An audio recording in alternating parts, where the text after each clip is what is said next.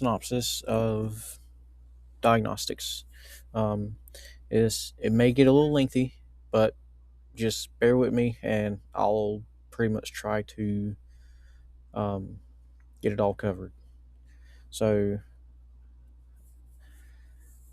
I'm going to start out with um, pretty much just your basic, the high pressure common rail system on the 6.7s and so forth. So, like I said, specifically today, this is just for the um, 2011 plus 6.7 Ford Power Stroke fuel system diagnostics. So, these are the steps that I take as well. So, today, this is just going to be pretty much a talk about and tell you what to look for and pretty much explain in detail what to look for the best I can. And then the next video, we're going to be putting it out in the world and, actually showing you what actuality you're going to be finding and what you're looking for on the truck and in the computer software if you have it. Okay. So I'm going to start out with your high pressure common rail basic information, how it works. So this diagram here, this is your common rail system that is seen on your truck simplified. This I guess it can't get any simpler than this, but either way. All right, so you got your high pressure pump. Well, let's do this. We'll start from your fuel tank. Obviously, you got to have good fuel, uncontaminated, just good fuel. So your sending unit inside your tank. I know there can sometimes are problems in there. There are different lines and hoses that can become cracked or come loose, or have previous persons fiddle with them and screw them up for the next guy. I've seen that. So make sure you got a pretty much a virgin sending unit in your tank. Your fuel lines come from your tank, goes to your conditioning module. I know the Duties, they have a filter right in front of the fuel tank. It's the square drop down, and then your steel bodies, you have your conditioning module and all in one unit on the frame. When you're changing filters on any of them, make sure your gaskets are good. Make sure you are replacing your O-rings and seals as well. Lube them up pretty good. That way you don't get any tears or anything when you are tightening them up, especially on the suction side. So, on the suction side, you don't know you're getting air until obviously your high pressure says, hey, there's something wrong. Or you're hearing that distinct whining sound like it won't prime up. You can tell the difference if your fuel pump has air versus true solid fuel. But yeah, make sure your filters are good and you're tight, your O-rings are good, and that's pretty much it on your filter side of things. Let's see. Going up to the engine bay, there is a filter up there. This diagram doesn't have it, but there is a filter. There is a filter up on the engine. Let's see if I can get up to it. This thing's gonna bear with me. So, right here, this here's your predecessor first gen 6.7 engines.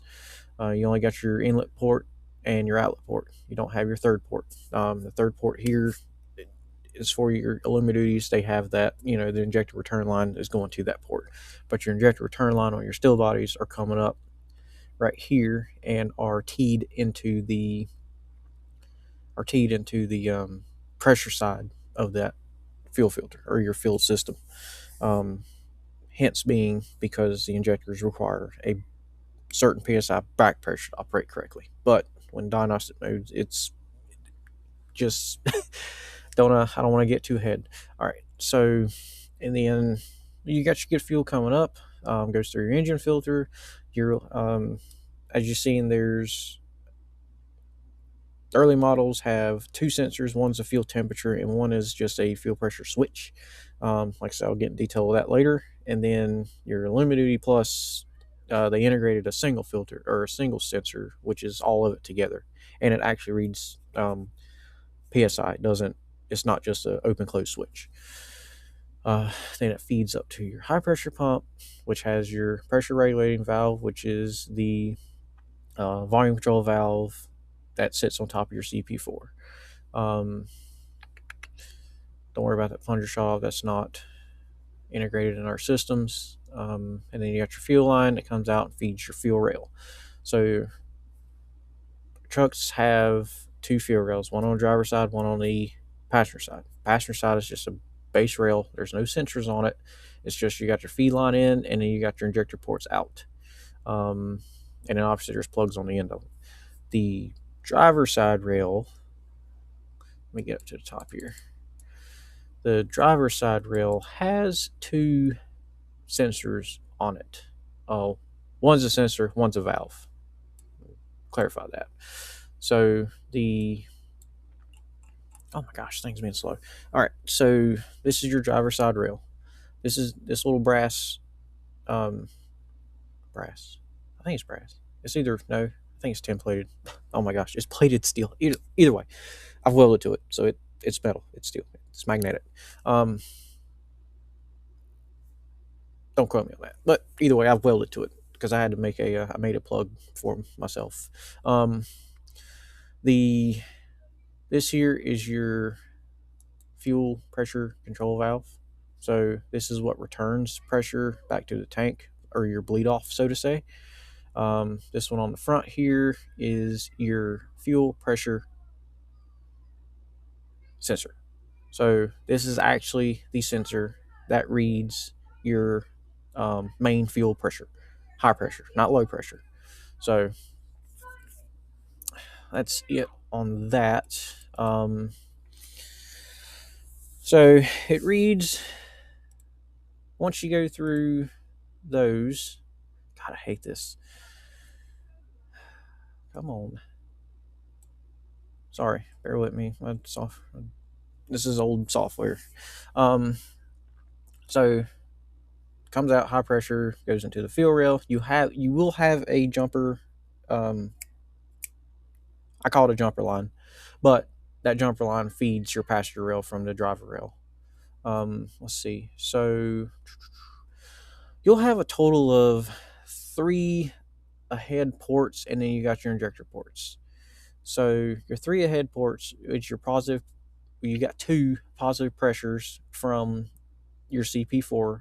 Is this a 2-cylinder pumping unit? You got one there, and then one beside it, and then the third one goes over to your passenger side fuel rail.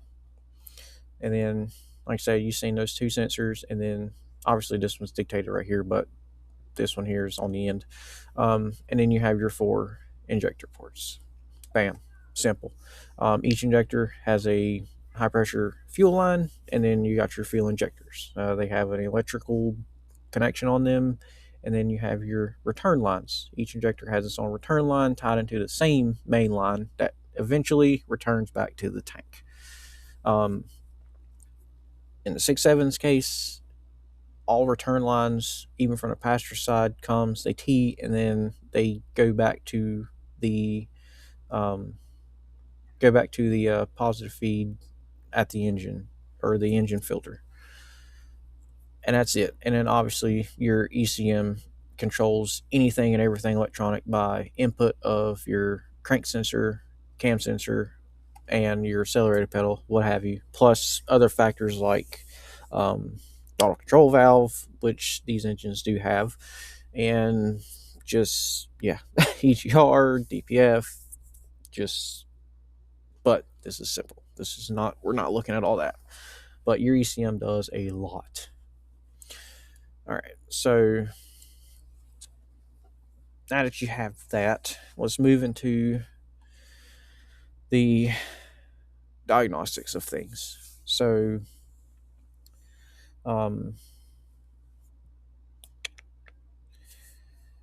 just to pick up where I left off, I did type all this out, my steps and stuff, what I do, and try to explain on everything. So your injectors are piezo, I call them piezo actuated, instead of electromagnet solenoid actuated like your older, everything before the 6.7. And it is Bosch Bosch manufactures those injectors. You can buy them through Ford, Motorcraft, what have you, but it's still underlying as Bosch, and you still have your Bosch identifying credentials on them. Let's see. So when energized, the piezo crystals expand, lift an control valve off its seat, and then your fuel goes into the nozzle, and then your nozzle, it sprays it with the pressure that's supplied.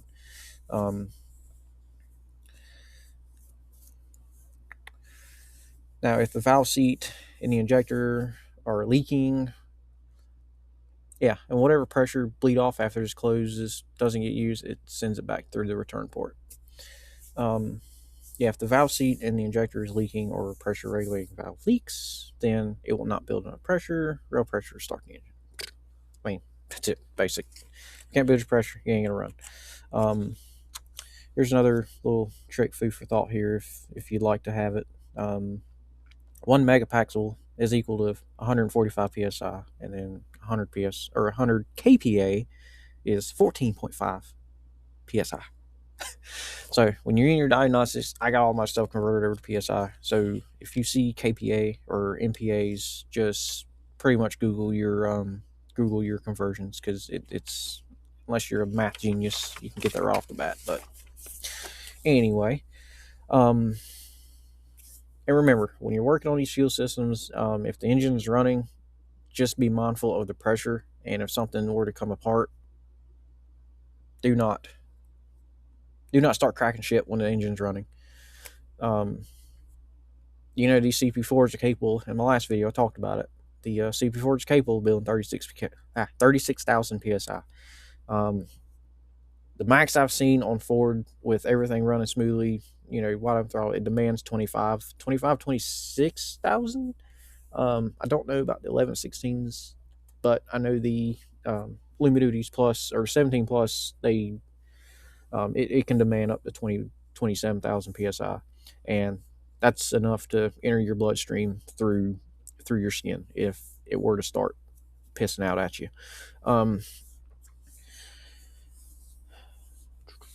Let's see. So, of caution there. Any fuel leaks, if you find any fuel leaks, isolate them, turn the truck off, and let it sit for at least a couple hours before and then slowly crack the system. Make sure there's no leaks if you are replacing a hard line or something. That way you don't have the risk of having that intrusion. Always wear your safety glasses, gloves, necessary. This stuff's potent when it's under pressure. All right, so, and now check your regulars for DTCs. The most common ones you're going to have is 87 P0087, P0088, 2291, and there's another one right off the bat. I can't remember. I know I should write it down. So each one of them has its own thing. And I'll go make another video on your codes, because that in itself is a lot. But if you're getting any kind of fuel related code, just read it. You can honestly, y'all can do a basic Google search, be like, hey, I have this code, what do I do? And this is what I'm going to tell you. This is what we're going to do. No start or hard start. It's going to be a lot, but sit down and listen closely. So first off, the system needs 5,000 psi to open the injectors. You can use a scan tool to look at that pressure while cranking. I use ForeScan and IDS. So IDS is actively not operable because I gotta renew it. I can't use it. Also, my laptop is out of freaking storage, and I can't freaking put in the update that I need for it. So currently I am using EasyLink, which is the Auto Agent 3, and ForeScan. I prefer ForeScan over anything. I prefer IDS over anything, but IDS can do some things that y'all don't need to be doing. But anyway, So it needs 5,000 psi to start popping injectors, and obviously that's read through the sensors. Um, and so if the actual pressure meets desired pressure in all conditions, and the engine still won't start, you need to diagnose any other codes that are present. Because if you're building 5,000 and it's obviously desired that, and the truck still doesn't start, you have some other codes there. There has to be some other codes there. It's just is what it is. Or you just have a mistake of failing to plug in fuel injectors, or just forgetting to plug in a sensor after working on something. Um, so, um, but obviously, if everything else you're just driving it shut off, there you go, you got your broom. And so, if your scan tool shows low pressure or shows low fuel pressure while cranking, then check your low pressure supply first. See, this is what I always tell everybody when I go in and um, look for stuff. I start off with, come on now. I start off with checking your fuel supply, making sure you do have a steady low pressure supply. And this can be done by monitoring fuel delivery switch on your scan tool or your PSI on your uh, newer vehicles. So your low pressure switch read low if the fuel pressure is not correct. If the low pressure side is good, it'll read not low. So it's a good idea to check your supply with the gauge. I have made a tool to splice in between the fuel filter and supply line on the pressure side, and have a physical gauge on it. So that's where that comes in. You have to custom make these things because it's there's some things that just won't, the computer's just not going to tell you, especially on the early models. But let's see. So the minimum pressure allowed for the pressure switch to click and say good is 52 psi. So your normal operating psi Ford recalls is 53 to 73 psi. That's per Ford. That's their thing.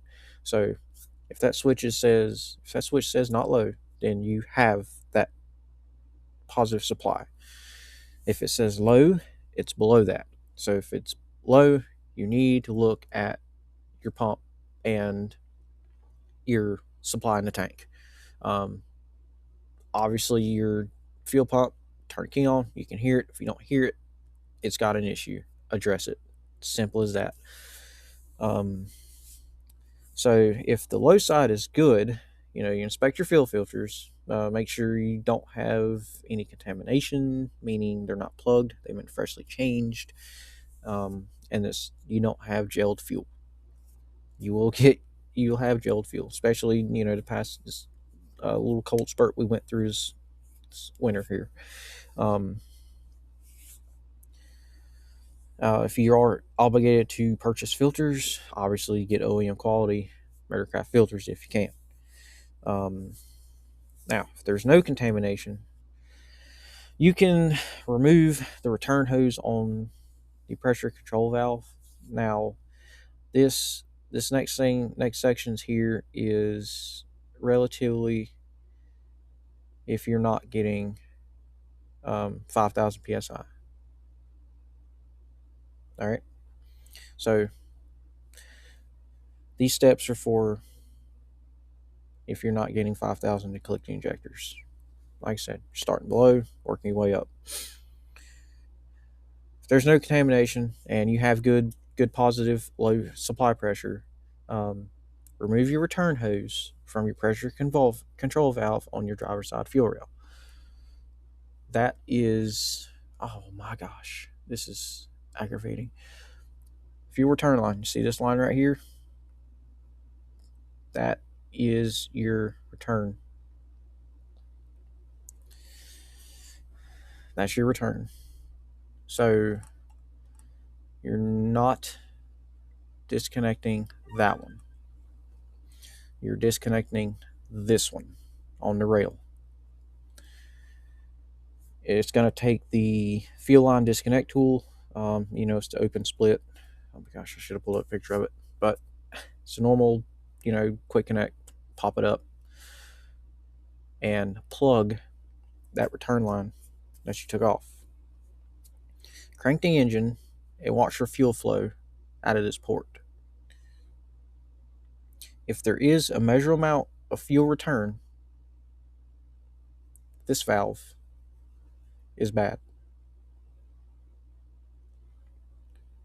If there is a measurable amount of fuel coming out of this port while the engine is cranking, this valve is bad.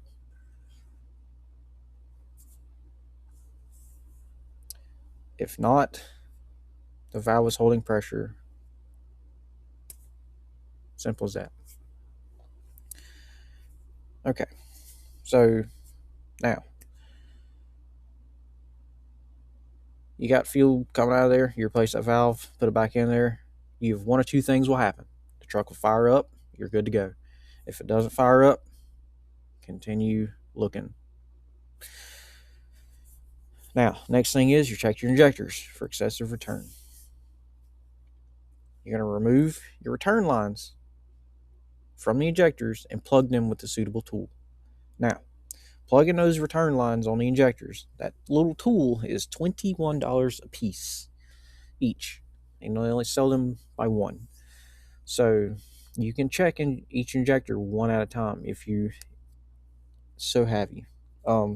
If you're in a pinch, you can, it's not recommended, but you can, go to the head of the system of the return lines on the injectors and softly clamp shut that line. So that way you're not blowing fuel all over the place when you disconnect them and try to crank it.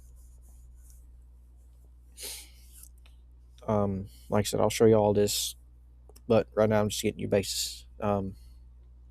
So a small amount of return is normal on each injector, but not more than 3 milliliters in 15 seconds.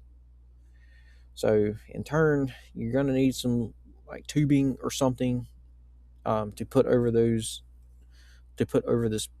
return port on the injector, and then have it go into a clear jar or some kind of measurable device. I recommend, if you don't know what 3 milliliters of water or 3 milliliters of liquid looks like, just take you a measuring cup. I mean, if you want to go down like that, just get you a measuring cup and just put in 3 milliliters of water, and that's what you should base your test off of. So if your injector is putting out more than that amount in 15 seconds while cranking or at idle, that's considered an excessive amount, and that injector needs to be replaced. Ford doesn't specify a return specification or injector return diagnostic, so this is why Ford just says, okay, if you're having fuel problems, replace it all, be done with it. That's why they do that. That's why they have part numbers for just this kit. They're part numbers for the kit to replace every dang thing. High pressure pump, fuel rails, and fuel injectors and lines. That's what they say. They don't have a specific, okay, let's diagnose and figure out what's going on. They may now, they don't. Then. Okay, so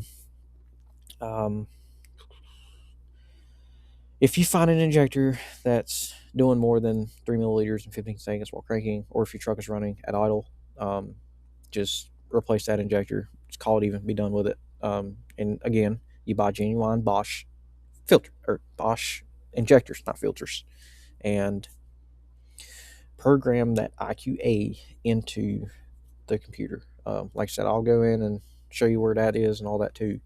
But you got to program the IQA because the truck will reject that injector. It's like putting in a freaking horse heart into a human. Your body will reject it. That's same thing here. Um, then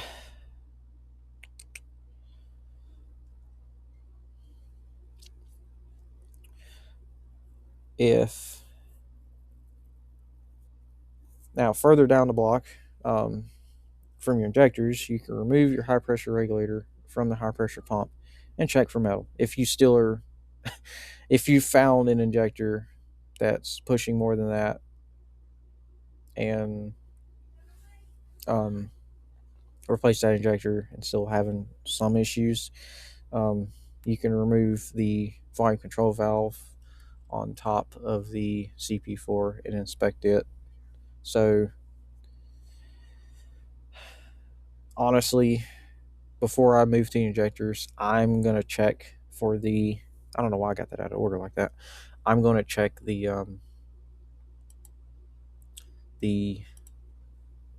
CP4 volume control valve,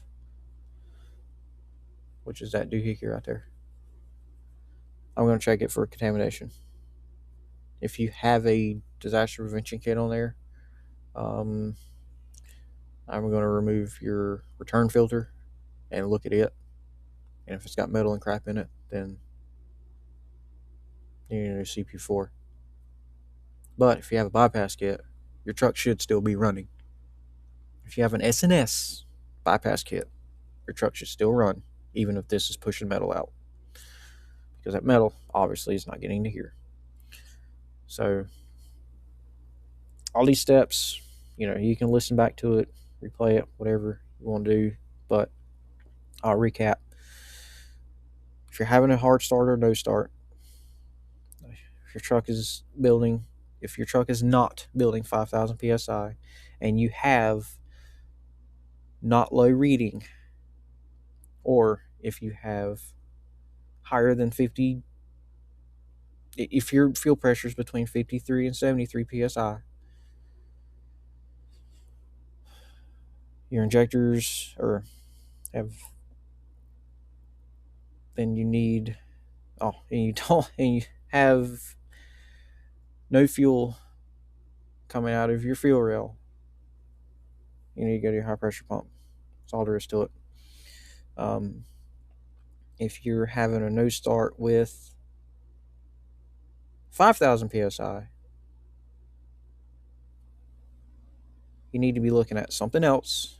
There's going to be a diagnostic code for it, or replace fuel injector. Nope, I take that back. Look, I got myself all boogered up. If your truck's not starting, have your supply pressure checked. Supply pressure is good. Have your return checked. That's good. Check your fuel volume control valve on top of your pump. If that's good, check your injectors. If that's good, you guaranteedly have something else going on. You shouldn't even be doing all this. All those steps were really just for if you're not receiving 5,000 psi. I know it sounds like a lot. Hopefully it worked out for you. Hopefully I explained it best I can. I get all over the place. I'm sorry. Moving on.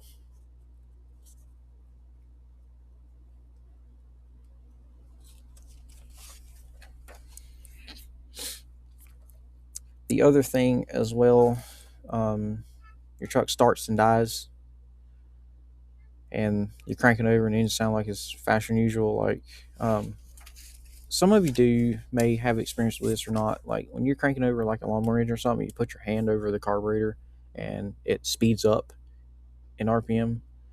That's what it's talking about. So if you start and die and it sounds like it's cranking fast, check the EGR throttle plate, which is in front of your intake. Make sure it's not sticking shut, and make sure it's not sooted shut.